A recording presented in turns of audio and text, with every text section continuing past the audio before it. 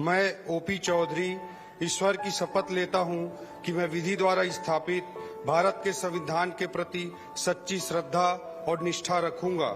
IAS की नौकरी छोड़कर बीजेपी ज्वाइन करने वाले ओपी चौधरी को आखिरकार साय कैबिनेट में जगह मिल ही गई।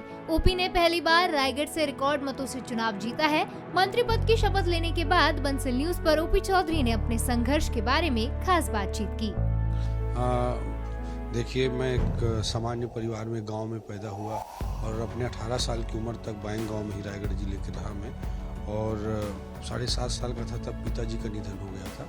माँ 4वीं क्लास तक ही पढ़ी हुई, बट माँ ने इतने दूरदर्शिता और समझदारी से काम किया, हमेशा शिक्षा को सर्वोच्च प्राथमिकता दी और हमेशा ब्लाइंड सपोर्ट परिवार का मुझे मिलता रहा।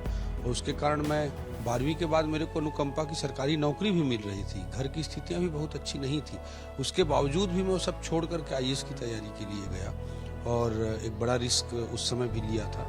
इस दौरान उन्होंने इस जीत का श्रेय अपने परिवार को दिया। छत्तीसगढ़ में आज कमल की सरकार बन चुकी है और छत्तीसगढ़ को माफिया राज से मुक्ति मिली है। इस पूरे प्रोसेस में हमारे प्रदेश के भी नेतृत्व और मेरे पूरे परिवार के सदस्यगण सभी का भी ब्लाइंड सपोर्ट पूरी लाइफ मेरे साथ रहा है। उनके कारण ही मैं लाइफ में रिस्क ले पाता हूँ और कुछ कर पाता हूँ। 2018 में चुनाव हारने वाले ओपी चौधरी ने ये भी बताया कि वो इस हार से कैसे उभरे थे।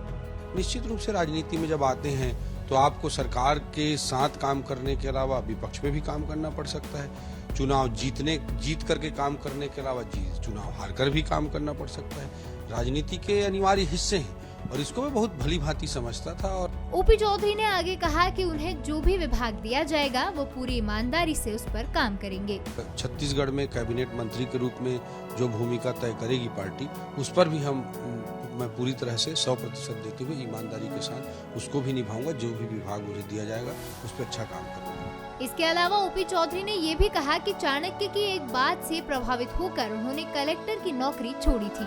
चाणक्य ने कहा था कि अच्छे लोग यदि राजनीति में नहीं आए तो बुरे लोग यहाँ शासन करेंगे। और इसी सोच के साथ लाइफ में अप्स एंड डाउन्स दोनों को फेस करने की मानसिकता के साथ आप चलेंगे तो जीवन में बड़ी सफलताओं को अर्जित कर पाएंगे।